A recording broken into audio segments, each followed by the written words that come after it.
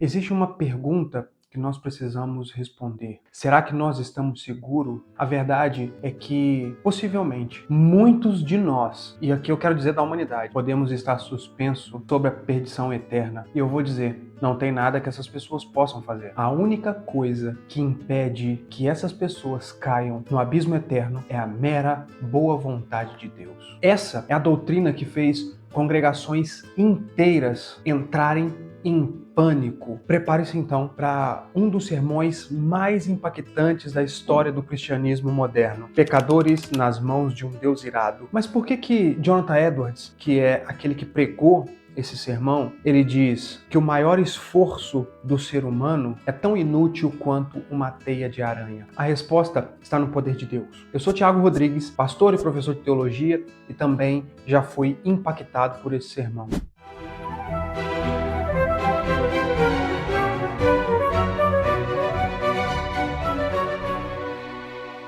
Esse sermão foi pregado por Jonathan Edwards em 1741 e o texto base para sua pregação foi Deuteronômio 32:35, que diz assim: A mim pertence a vingança, a retribuição a seu tempo, quando o pé deles resvalar. Porque o dia da sua calamidade está próximo e o seu destino se apressa em chegar. Jonathan Edwards afirmou expressamente: não há nada que mantém os ímpios fora do inferno, senão a mera boa vontade de Deus. Os argumentos do sermão que ele pregou, basicamente, é para destruir a falsa ilusão da segurança humana, mostrando que o poder de Deus é absoluto e que não existe força humana que possa resistir à soberania do Criador do universo. Segundo ele, nossos melhores planos de segurança, de saúde, de justiça, são como uma teia de aranha que tenta segurar uma avalanche de pedras. Mas se Deus tem todo esse poder, por que ele não age agora? A verdade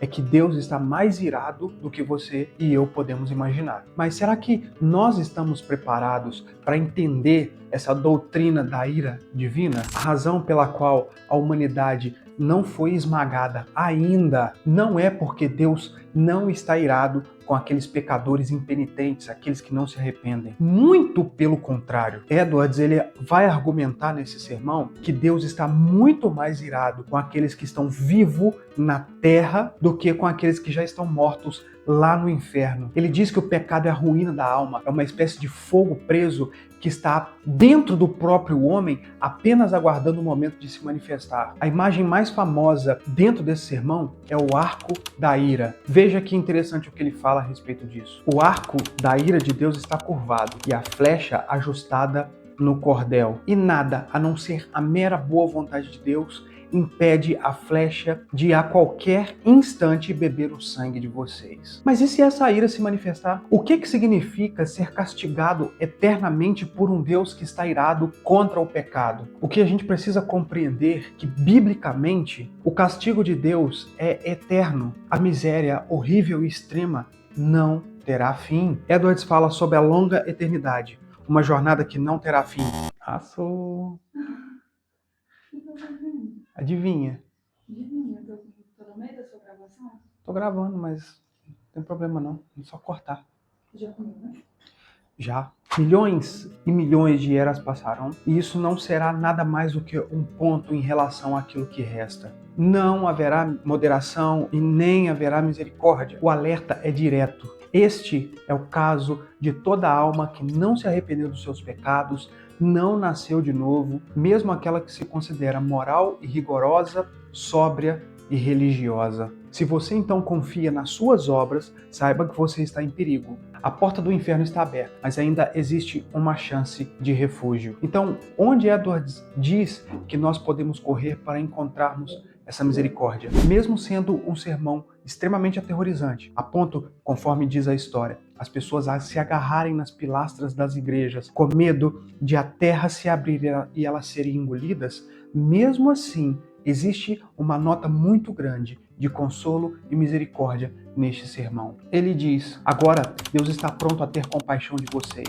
Este é um dia de misericórdia. Ainda podem clamar agora com algum encorajamento. Portanto, esse é um precioso tempo em que Cristo abriu a porta para que todo aquele que nele crê possa entrar por ela. O único refúgio é o próprio Jesus, a pessoa do Filho amado de Deus. Portanto, o que devemos fazer é fugir da ira vindoura de Deus, assim como John Bunyan escreveu em O Peregrino. E nós também não podemos confiar em absolutamente nada do que a gente tenha feito. Efésios, no capítulo 2, Paulo vai dizer, nos versos 8 e 9, que a salvação é pela graça por meio da fé e não vem das obras, para que ninguém se glorie. Portanto, não confiemos em nada daquilo que nós já temos feito. Por isso, entendamos de uma vez por todas, as portas da misericórdia estão abertas, mas a ira de Deus, a vingança de Deus virá. Com certeza virá. E se você está nessa situação em que se encontra suspenso pela mera boa vontade de Deus, o que você pode fazer hoje? Saiba disso, que se você se entregar a Cristo, crer verdadeiramente, arrepender dos seus pecados, você encontrará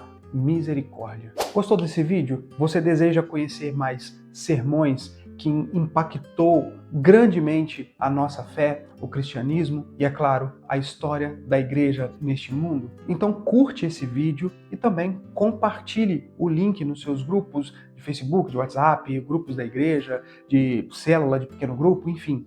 Compartilhe esse vídeo, me ajude a divulgar essa mensagem do Evangelho ao máximo de pessoas possível. E também deixe seu comentário se você deseja conhecer algum sermão específico ou que a gente tratasse de algum sermão especificamente. Mas saiba que a minha intenção nesse canal não é refutar coisas que são faladas em sermões que muito possivelmente eu não concordo teologicamente. Não é essa a intenção. A minha intenção é falar de uma forma em que possamos ferramentar a igreja a pensar biblicamente, a agir biblicamente e a compreender a profundidade das doutrinas bíblicas da forma mais fácil e simples possível. Deixa também nos comentários a sua sugestão para os próximos vídeos e eu vou deixar também no primeiro comentário fixado e na descrição desse vídeo o link para o livro do Jonathan Edwards que contém esse sermão e, claro, contém alguns outros sermões e eu tenho certeza que você será abençoado por essa leitura. No mais, eu vou ficando por aqui. Deus abençoe grandemente a sua vida e até o próximo vídeo. Tchau, tchau.